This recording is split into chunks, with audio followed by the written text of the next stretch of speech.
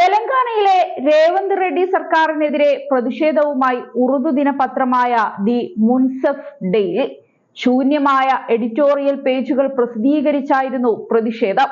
സർക്കാർ പരസ്യങ്ങൾ പിൻവലിച്ച നടപടിയിൽ പ്രതിഷേധിച്ചായിരുന്നു അടിയന്തരാവസ്ഥ കാലത്തെ ഓർമ്മിപ്പിക്കുന്ന പ്രതിഷേധ നടപടി. സർക്കാർ പത്രത്തിനെതിരെ പ്രതികരണ നടപടി സ്വീകരിക്കുകയാണെന്നാണ് മാനേജ്മെന്റിന്റെ ആരോപണം. കോൺഗ്രസ് സർക്കാർ അധികാരത്തിൽ വന്നതിന് ശേഷം നടന്ന വർഗീയ കലാപ സംഭവങ്ങൾ ഞങ്ങൾ തുറന്നുകാട്ടി. പോലീസിന്റെ പരാജയങ്ങളും സംസ്ഥാനത്തിന്റെ നിഷ്ക്രിയത്വവും എടുത്തു കാണിച്ചു. ചിൽക്കൂറിലെ ഉപേക്ഷിക്കപ്പെട്ട ഒരു പള്ളി പൊളിച്ചു മാറ്റൽ, ന്യൂനപക്ഷ സ്കൂൾ വിദ്യാർത്ഥിനികളുടെ യൂണിഫോമിൽ നിന്ന് ഹിജാബ് നീക്കം ചെയ്യൽ, വഖഫ് സ്വത്തുക്കൾ സംരക്ഷിക്കുന്നതിൽ സർക്കാർ പരാജയപ്പെട്ടത് എന്നിവയെക്കുറിച്ച് പത്ര റിപ്പോർട്ടിൽ പറയുന്നുണ്ട്. ഇമാമുമാരുടെയും മുഅദ്ദിനുകളുടെയും ശമ്പളം വൈകിയത്, വിവാഹമോചിതരായ സ്ത്രീകൾക്കുള്ള സ്റ്റൈപ്മെന്റ് നൽകാത്തത്, തെലങ്കാന മന്ത്രിസഭയിൽ ഒരു മുസ്ലിം പ്രതിനിധിയെ ഉൾപ്പെടുത്താത്തത് എന്നിവയും മുൻസിഫ് റിപ്പോർട്ടിൽ പറയുന്നുണ്ട്. പത്രത്തിന്റെ എക്സിക്യൂട്ടീവ് എഡിറ്റർ ആദർ മായിൻ പുറത്തിറക്കിയ പ്രസ്താവനയിലാണ് ഇക്കാര്യം പറഞ്ഞത്.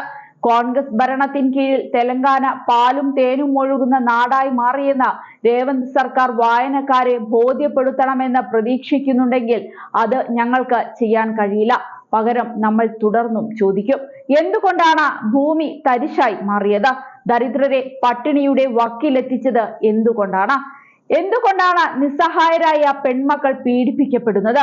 പ്രസ്താവനയിലാണ് ഇക്കാര്യം പറയുന്നത്. സത്യം പറഞ്ഞതുകൊണ്ടാണ് രേവന്ത് റെഡ്ഡി സർക്കാർ തങ്ങളെ നിശബ്ദരാക്കാൻ ശ്രമിക്കുന്നതെന്നും ആദർ മോയിൻ ചൂണ്ടിക്കാട്ടി. ഇന്ദിരാഗാന്ധിയുടെ ചരിത്രം കോൺഗ്രസ് ആവർത്തിക്കുകയാണെന്നും അദ്ദേഹം കുറ്റപ്പെടുത്തി. എന്നാൽ പത്രപരസ്യങ്ങൾക്കുള്ള ചിലവ് സർക്കാർ കുറച്ചിട്ടുണ്ടെന്നും അത് ആർക്ക് നൽകണമെന്നത് സർക്കാരിന്റെ പ്രത്യേക അവകാശമാണെന്നും കോൺഗ്രസ് വക്താവ് വ്യക്തമാക്കി. അതേസമയം UDFിലും ഐക്യം ഉറപ്പിക്കാനുള്ള ഒരുക്കത്തിലാണ് കോൺഗ്രസ് ഹൈക്കമാൻഡ്. ഇപ്പോൾ ഡൽഹിയിൽ വിളിച്ചു ചേർത്ത മുതിർന്ന കോൺഗ്രസ് നേതാക്കളുടെ യോഗത്തിന് ശേഷം പാർട്ടിയിൽ ഐക്യം രൂപപ്പെട്ടു എന്ന വിലയിരുത്തലിന് ശേഷമാണ് മുന്നണിയിലെ ഐക്യത്തിനു വേണ്ടിയുള്ള നീക്കത്തിന് ഹൈക്കമാൻഡ് ഇടപെടുന്നത്. UDF ഘടകകക്ഷികളുടെ അഭിപ്രായം സംസ്ഥാനത്തിന്റെ ചുമതലയുള്ള AICC സെക്രട്ടറി ദീപാദാസ് മുൻഷി രാഹുൽ ഗാന്ധിയെ ധരിപ്പിച്ചിട്ടുണ്ട്. ഘടകകക്ഷി നേതാക്കളുടെ അഭിപ്രായം രാഹുൽ ഗാന്ധി പരിശോധിക്കും. കോൺഗ്രസിലെ ഭിന്നതയിൽ ഘടകകക്ഷികൾ അതൃപ്തി അറിയിച്ചിരുന്നു. ഈ സാഹചര്യത്തിലാണ് അഭിപ്രായം തേടാൻ ദീപാദാസ് മുൻഷിയെ ചുമതലപ്പെടുത്തിയത്.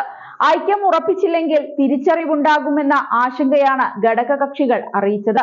തദ്ദേശ നിയമസഭാ തിരഞ്ഞെടുപ്പിന്റെ തയ്യാറെടുപ്പും കൂടിക്കാഴ്ചയിൽ ചർച്ചയായി. 2 ദിവസം നീണ്ട കൂടിക്കാഴ്ചകൾക്ക് ശേഷം ദീപാദാസ് മുൻഷി ദില്ലിയിൽ എത്തി. ഏതായാലും തോൽവിയിൽ നിന്ന് കരകയറാനുള്ള തത്രപ്പാടിലാണ് കോൺഗ്രസ് ഇന്ന്. കൂടുതൽ ശക്തിയോടെ തിരിച്ചുവരുമെന്ന ദൗത്യത്തിലാണ് കോൺഗ്രസ് ഇപ്പോൾ.